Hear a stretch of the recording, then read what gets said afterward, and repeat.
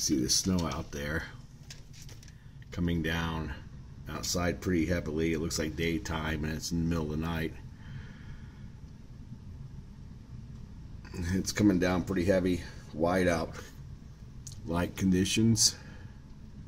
This is through the window and I have enough light. Well, this camera, it's a decent camera on this Sony phone, but that's what it looks like outside my window, and that's looking toward Pena, and you can't even really see anything out there right now. I can't even see the road anymore, the highway. I can't see the lights of the cars going down Pena.